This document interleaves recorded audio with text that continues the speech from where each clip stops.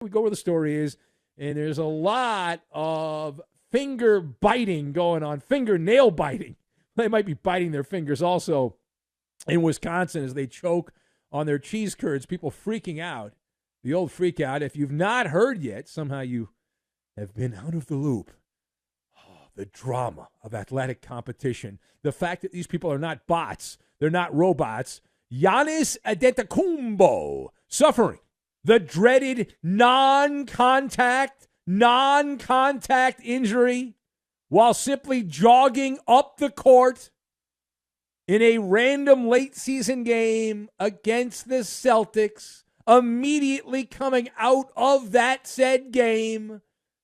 Milwaukee winning. Celtics have wrapped everything up, so forget about that. That's not that impressive, but their initial report said left calf strain.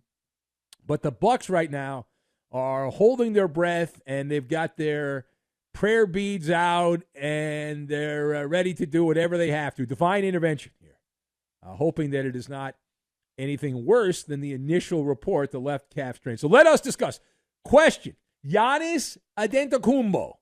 They say it's a calf strain. What is your reaction to this story? So I've got Hasbro, flowered pillows, and back channels. And we will combine all of these things together, and we are going to make some peanut brittle, which I believe peanut brittle, when properly made to 310 degrees when you cook it, has more toughness than your average NBA star. That's my opinion. All right, so listen, this is a standard situation. My friends in Wisconsin, I wish my brother was in Appleton. I would text him. He's not a big sports fan, though, so he wouldn't care. But if he was, I would have busted his balls, because this is your standard Doc Rivers experience here. Milwaukee gets a win against the top team in the NBA, the Boston Celtics, a team, though, that's already wrapped up everything they can wrap up. This is your classic Pyrrhic victory.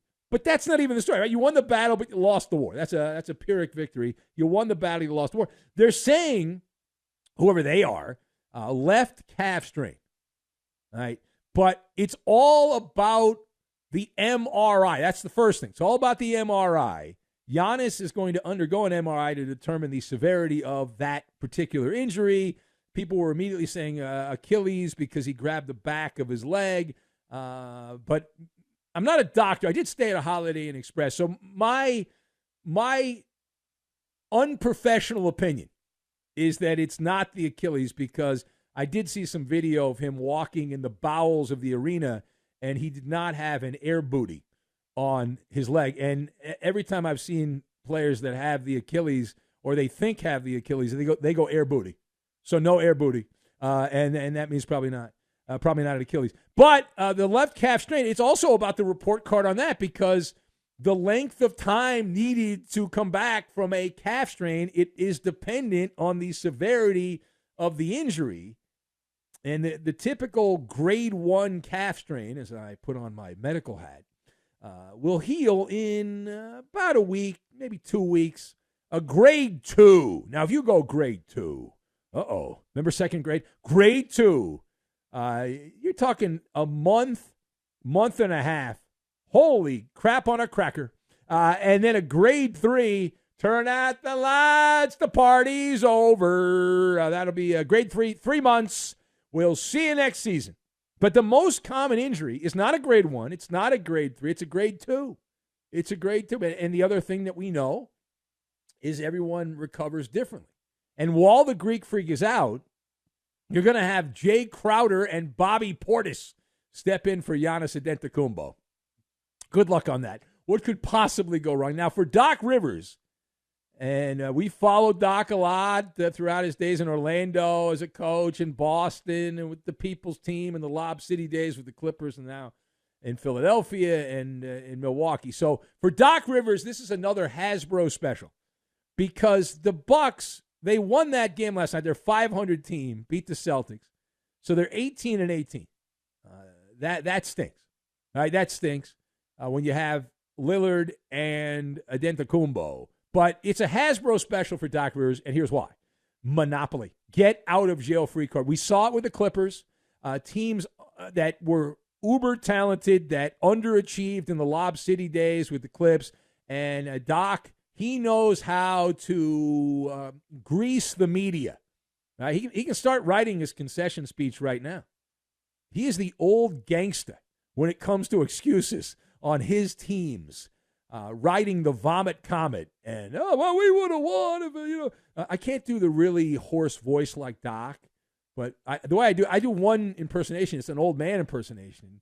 And Doc Rivers will say, we would have won if it wasn't for Giannis. Yeah, that kind of crap. Just like he said the same crap with the Clippers in Philadelphia.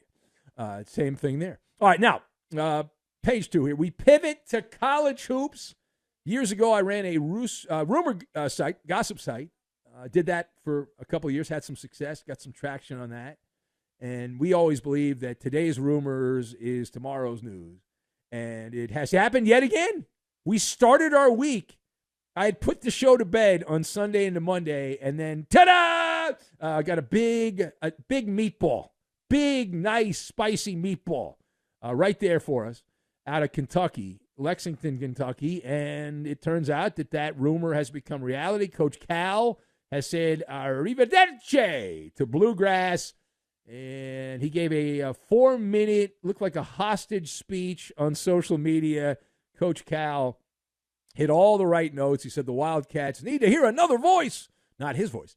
What is your reaction to that video and the fact that this is now based in reality? Calipari has left the Kentucky basketball program, one of the blue blood programs in the sport of college basketball. So, Coach Cal, my first thought, I watched the video, smooth operator. He had 2 days to consult with PR professionals. And I watched this video, and I got the vibe. And actually, I was texting a few of my media dopey friends, and we were going back and forth. And I got the vibe right away. I said, this is vetted. This is vetted for human consumption. We all kind of agreed on it. The Calipari, he's made so much money as a basketball carpetbagger over the years that this was personalized, I guess is the way I would say. Like everything down to the shirt that he wore. He had a blue Nike top. The sofa, the room that he sat in there, the flowered pillows that he sat around, all carefully crafted. It was just him talking to the camera. The original video he posted was from a flip phone, but it was all obviously premeditated. He had a couple days, and you know what? It worked. The sense I got, maybe it's just Russian bots and fake accounts, but the general sense was that he was being praised for being an ambassador to Kentucky basketball. Class act, the way that he did this. And he took the high road. Of course, the only thing high that he's taking is the high hog to Fayetteville and to Arkansas. And that story will be coming out here soon. Now, the last word here. So Coach Cal exits stage right. Now Kentucky needs a new coach. That's usually how this works. They're not going to go without a coach. Baylor's Scott Drew, according to some, has emerged as a favorite to replace Coach Cal at Kentucky. There's also a certain guy at UConn who just won back-to-back championships, whose brother was a pretty good basketball player at Duke. We're talking about Dan Hurley in this case at UConn. His name has popped up. But what about Billy Donovan? So the Bulls coach, Billy Donovan, was asked about this. He told reporters that he's had no conversations about Kentucky's vacated men's basketball job. Donovan's name has prominently been mentioned. He was at Florida back in the day, won a couple championships, but he started out at Kentucky as a whippersnapper with Rick Pitino a million years ago, a couple generations ago at Kentucky basketball.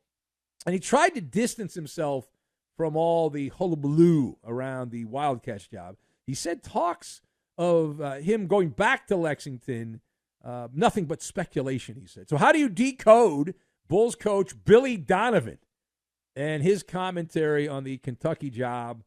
So I filed this one as fluttering your eyelashes. This is flirtatious without being perceived as flirtatious. We know how these things work.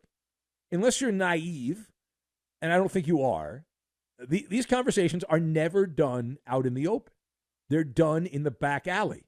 They're done in the shadows, right? Never face to face. They're always through middlemen and people that are on the fringes, right, around the edges, if you will, of the sport, and that's why everyone has plausible deniability. So technically, it is just speculation until it happens. Do I have Billy Donovan as the favorite? No. I still say the UConn coach is the favorite because Kentucky has FU money. They've got rainy day FU money. And when you have rainy day FU money, you can get pretty much whoever you want, right? And I don't care how committed Dan Hurley is to Connecticut and how much he's a Northeastern guy and I-95. Kentucky comes in there and doubles his salary. Why would he not take that, right? Do the same job in Kentucky with all the resources they have that you look at Connecticut, they've got great resources there, but you're getting paid double the money there. So, but as far as Billy Donovan, he would be lower down on the big board, but he's technically not wrong with what he said because everything is speculation until it becomes reality, as some will say.